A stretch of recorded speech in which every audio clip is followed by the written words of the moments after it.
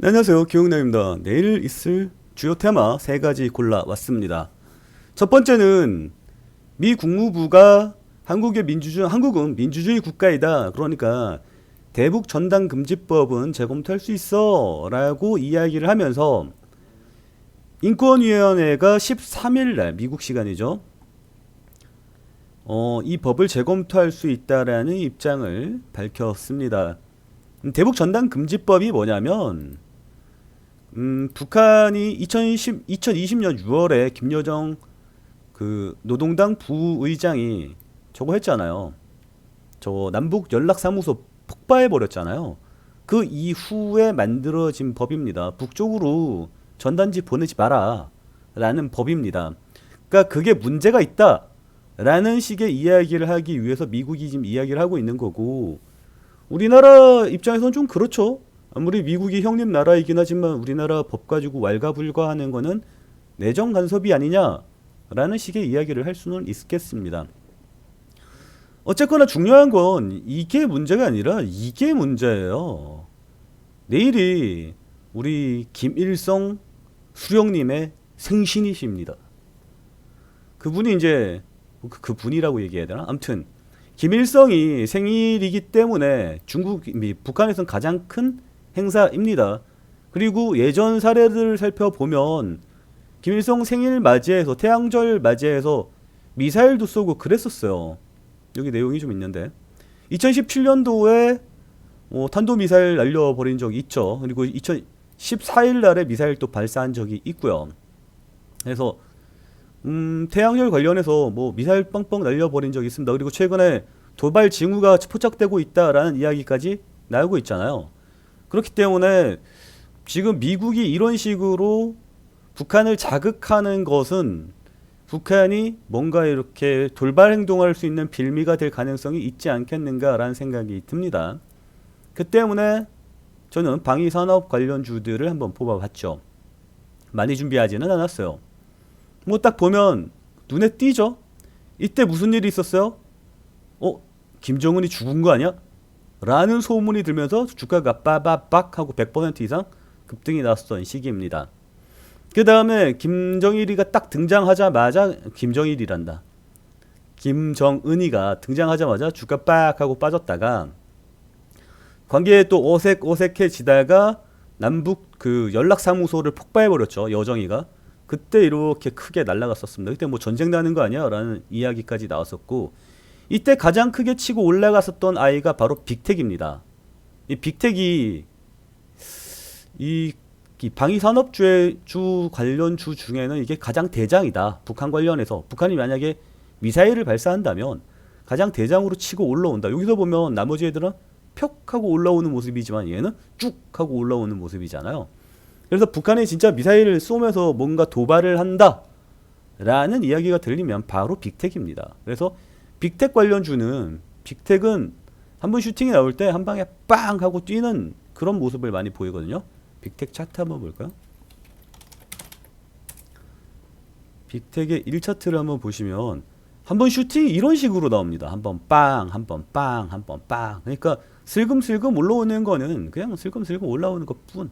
진정한 빅텍의 모습이 아니죠. 대포동 미사일처럼 슈팅하고 올라올 가능성이 최근에 그 긴장감이 굉장히 많이 생겼다라는 점을 말씀드리고 싶은 거예요. 그리고 내일이 태양절이고, 그래서 빅텍 관련해서는 꽤 괜찮게 가지 않을까? 라는 기대감이 있었던 거죠. 그리고 여기 파란색으로 띡 하고 올라온 녀석이 있는데 얘가 바로 스페코입니다. 스페코는 이따가 조금 이야기를 하겠지만 여기 보면 같이 움직이죠.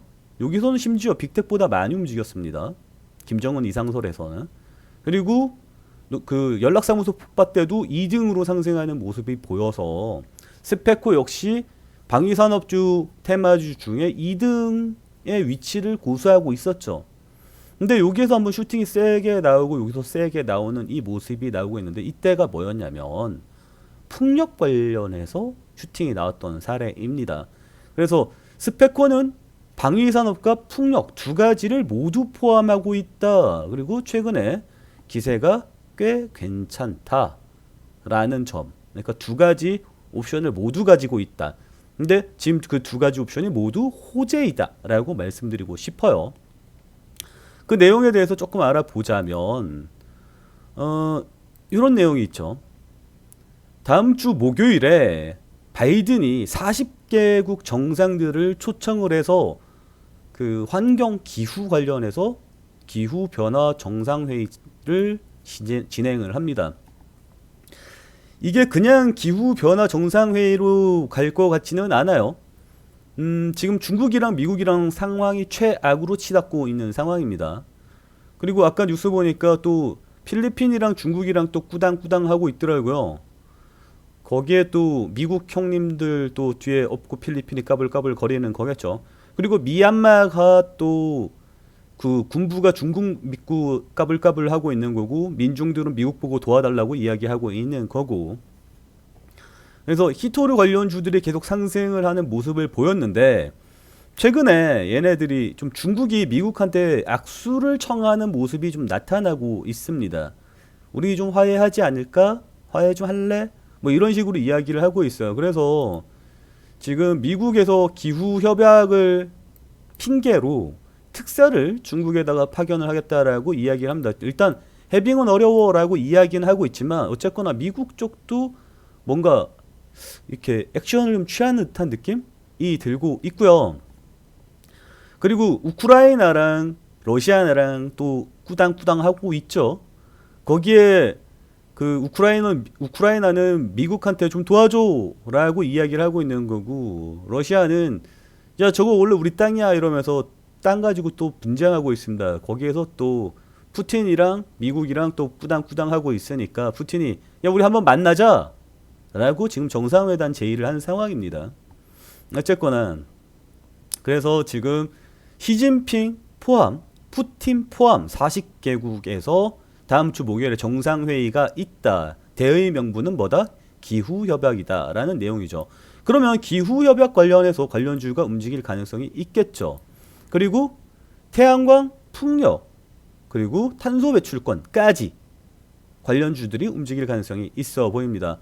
전통적으로 풍력빵 하고 세게 볼 때 이때 바이든이 나는 풍력 태양광 쪽으로 정책을 펴겠어 라고 이야기하면서 풍력 관련주가 미친듯이 날아갔죠.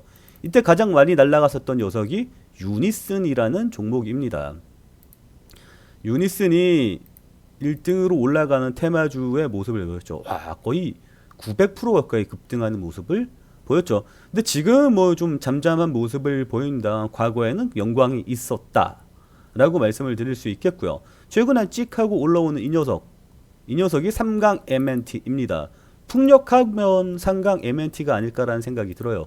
왜냐하면 유니스는 좀 뭐랄까요, 작전주의 느낌이 좀 강했다면 삼강 MNT는 진퉁의 느낌이 좀 강합니다. 그래서 기관 투자자들도 꽤 많이 투자하고 있는 상황이죠.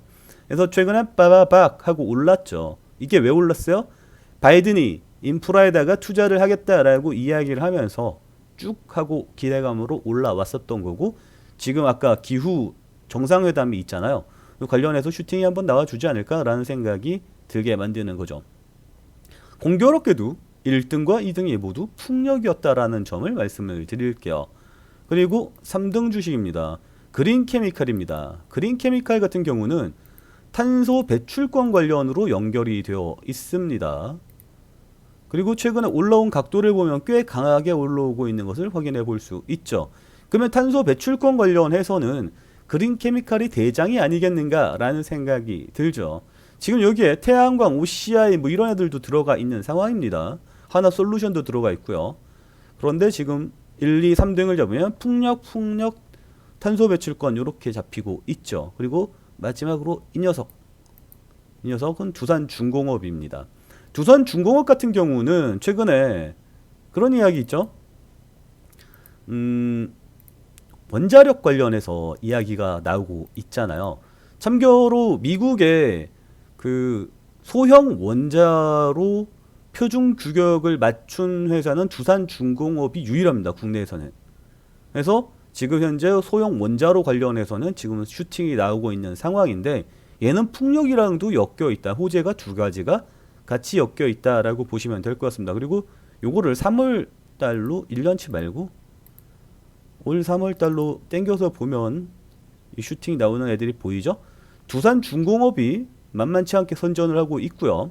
그리고 이 파란색 삼강 MNT가 치고 올라오는 모습이 나타나고 있고, 그리고 그래도 가장 강하게 밑에서부터 치고 올라오는 최근 기세가 가장 강한 녀석은 그린케미칼이다 라는 정도로 정리하시면 될 것 같습니다. 그리고 마지막으로 정리해야 될 종목은 바로 백신 여권 관련입니다. 백신 여권 관련해서는 이게 내일부터 상용화가 시작이 된다라고 이야기를 하고 있어요. 그 때문에 백신 여권 관련주들이 슈팅이 나올 거라고 생각을 했는데, 대표 종목이 뭐가 있습니까? 라운시큐어가 있겠죠? 라운시큐어. 라운시큐어의 모습을 보면 슈팅 나온 다음에 횡보 그리고 당장 내일 서비스 시작인데 바로 음봉으로 내려 꽂는 모습이 보였고요. 케어랩스 한번 보면 케어랩스도 뭐 그닥 관련, 그러니까 슈팅이 요즘 쌍바닥에 나오면서 슈팅이 나올 자리는 만들어 놨는데 22평 저항 먹고 떨어질 수도 있겠다라는 생각이 듭니다. 그런데 우리 좀 생각을 해봅시다. 우리 백신 여권이잖아요. 여권 하면 생각나는 게 뭡니까? 여행 아닐까요? 여행과 항공? 네, 그래서 제가 준비한 종목은 여행 항공주입니다. 여행 항공하면 1년 차트를 펼쳐놨거든요. 여기에서 보면 지금 현재 코로나 확진자가 증가하고 있어서 여행 항공주들이 하락하고 있는 모습이 나타나고 있죠. 전체적으로 다 이렇게 하락하고 있잖아요. 그런데 우리가 주목을 해봐야 될 점이 있습니다. 바로 2차 팬데믹 시기 그리고 3차 팬데믹 시기를 봐야 됩니다.